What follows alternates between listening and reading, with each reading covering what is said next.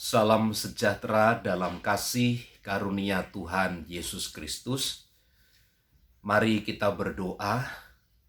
Kami bersyukur sebab Allah yang telah menuntun dan menolong kami. Sebab Engkau yang telah mengaruniakan kehidupan yang baik serta berkat yang berlimpah kepada kami. Maka dipuji ditinggikanlah namamu. Saatnya kami mengawali hari yang baru dengan kami merenungkan bagian dari firman Allah. Tuhan berikan hikmat dan pengertian kepada kami. Urapi dan berkatilah kami Tuhan, di dalam dan demi nama Tuhan Yesus. Amin. Mazmur 106 ayat yang ke-9 dan ayat yang ke-10. Dihardiknya laut Teberau sehingga kering, di bawahnya mereka berjalan melalui samudra raya seperti melalui padang gurun. Demikian diselamatkannya mereka dari pembenci, ditebusnya mereka dari tangan musuh. Allah melaksanakan dan menunjukkan keperkasaannya kembali kepada umat pilihannya. Peristiwa umat Israel keluar dari tanah Mesir berada di Laut Teberau. Ini adalah sebuah kondisi, sebuah keadaan yang paling ujung. Sebuah kehidupan yang ada di ujung tanduk diumpamakan demikian. Sebuah kehidupan antara mati dan hidup. Karena kita melihat peristiwa ini dalam kitab Keluaran pasal yang ke-14. Ketika mereka keluar dari Mesir, Firaun tidak tinggal diam. Mereka juga mengejar dari belakang. Di depan itu adalah Laut Teberau. Bagaimana mungkin mereka dapat mundur?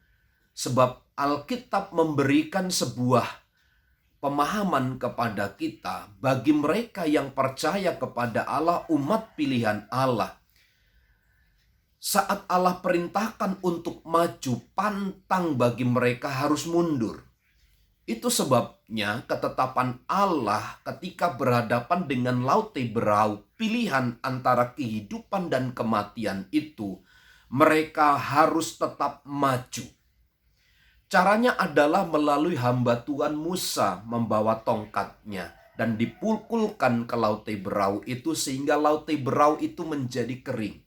Sehingga umat Israel bisa berjalan melaluinya. Satu pelajaran yang sangat berharga. Meskipun kita ada di ujung tanduk, di ujung kematian sekalipun, Allah dengan kuasanya dapat menolong kita. Sehingga kita dapat melewati kesulitan itu dengan baik. Di dalam ayat yang ke-9, dihardiknya Laut Teberau sehingga kering, di bawahnya mereka berjalan melalui samudra raya seperti melalui padang gurun. Laut Teberau terbelah menjadi dua dan itu diumpamakan seperti padang gurun di mana mereka bisa berjalan dengan baik.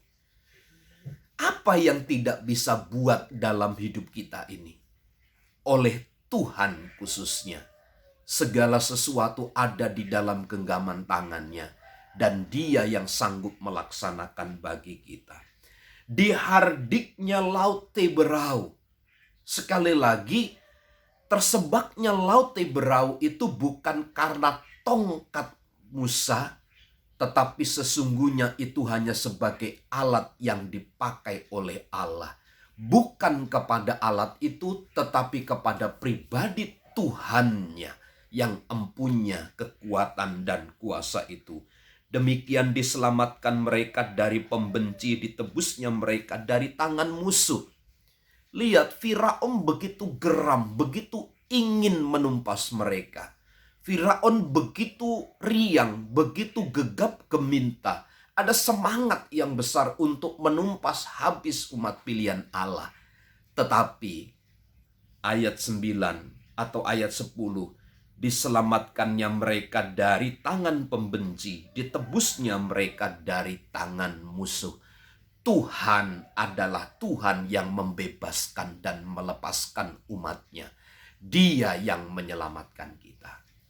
Pagi hari ini jangan bersandar kepada yang lain, jangan berharap kepada kekuatan yang lain, berharaplah hanya kepada Tuhan. Sebab Dia satu-satunya pembuat jalan tertutup bagi kita. Dia adalah satu-satunya yang dapat melepaskan kita. Pagi hari ini mari kita bersyukur karena Allah yang besar itu menyertai dan memimpin kita. Selamat pagi, selamat beraktivitas. Tuhan memberkati. Amin.